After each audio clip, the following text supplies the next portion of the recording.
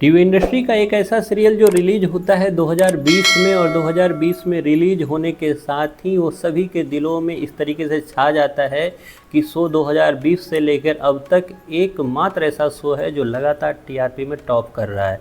राजन शाही का ये शो, अनुपमा है इनका नाम, और इस शो के हिट होने का सबसे ज़्यादा अगर क्रेडिट जाता है तो वो जाता है इनके कास्ट को, क्योंकि इसके कास्ट के बदौलत ही इन्होंने वो पहचान उन पब्लिकों के नज़र में, उन पब्लिकों के दिल में जगाई है जिसकी इस शो को बहुत ज़्यादा ज़रूरत भी थी। और जब इसके कास्ट की बात आएगी तो सबसे पहला नाम आएगा अनुपमा रूपाली गांगुली का। रूपाली गांगुली एज अनुपमा के किरदार में जब वो आई तो वो इतनी ज़्यादा फेमस हो गई पिछले 3 से 4 सालों में कि अनुपमा ने, मतलब रूपाली गांगुली ने एक इंटरव्यू में बोला है कि लोग उन्हें उनके नाम से कम और अनुपमा के नाम से ज़्यादा जानते हैं। इस तरीके की पहचान बनाई है अनुपमा शो ने पिछले 3 से 4 सालों में। लेकिन अगर मैं बोलूँ आपको कि अनुपमा शो में जो किरदार निभा रही है अनुपमा का रूपाली गांगुली, वो राजन शाही की पहली पसंद नहीं थे।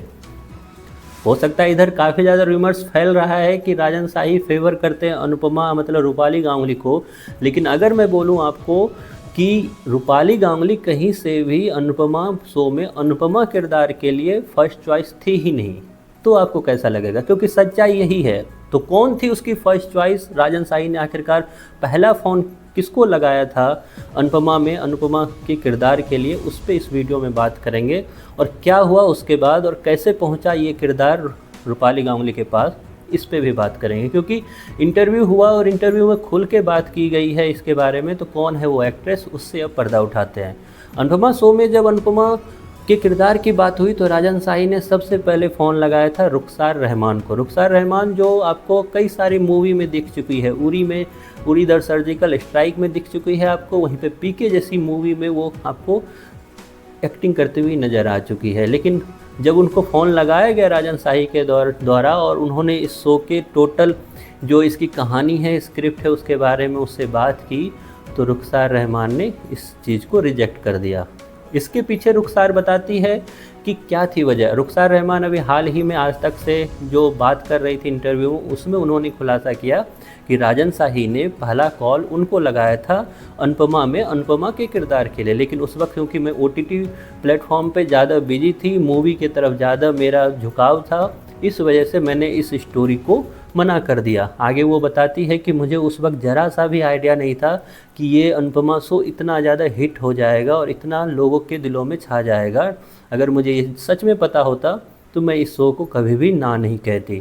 आगे वो बताती है कि कभी भी हमें किसी भी प्रोजेक्ट के बारे में आगे क्या होगा इसका नॉलेज हमें नहीं होता है, क्योंकि अगर नॉलेज हो जाए तो हम कभी भी गलत चीज़ अपनी लाइफ में चूज ही नहीं करेंगे। लेकिन ये क्योंकि हमें नहीं पता होता है तो हमें उस वक्त जो सही लगता है हम उसी के अनुसार अपना काम करते हैं। और यही कारण था कि मैंने उस वक्त समझा कि टीवी को छोड़कर मुझे मूवी में ज़्यादा जाने की ज़रूरत है। लेकिन आज के टाइम में जब मैं ये देखती हूँ कि अनुपमा एज अ ब्रांड एक शो इस तरीके से फेमस हो चुका है, घरों घरों में इतना ज़्यादा फेमस है, तो मुझे लगता है कि शायद मुझे उस टाइम इस चीज़ के लिए हाँ कर देनी चाहिए थी।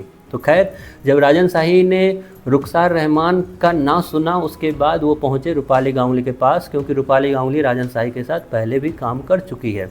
देन रूपाली गांगुली ने जब ये स्टोरी सुनी, क्योंकि रूपाली गांगुली उस वक्त बिल्कुल फेमस नहीं थी, ये आपको भी पता है, क्योंकि रूपाली गांगुली का मैक्सिमम जो इमेज डेवलप हुआ है वो अनुपमा से ही डेवलप हुआ है। तो रूपाली गांगुली ने तुरंत इसके लिए हाँ कहा, और उस हाँ के बदौलत ये स्थिति है कि इस 3 से 4 सालों में रूपाली गांगुली टीवी की सबसे ज़्यादा पेड एक्टर बन चुकी है। तो ये होती है कुछ लकी इंसान का किरदार जो आपको सही टाइम पे सही चीज़ करने के लिए आपको खुद मजबूर कर देती है। खैर, आपको कैसा लगा ये स्टोरी सुनकर कि रुखसार रहमान अनुपमा में अनुपमा किरदार के लिए पहली थी चॉइस, रूपाली गांगुली थी सेकंड चॉइस? आपका क्या कहना है इसको लेकर, ये आप ज़रूर कमेंट बॉक्स में बताएं, और बताएं कि आपको एज अ रूपाली गांगुली अनुपमा के किरदार में कैसी लगती है।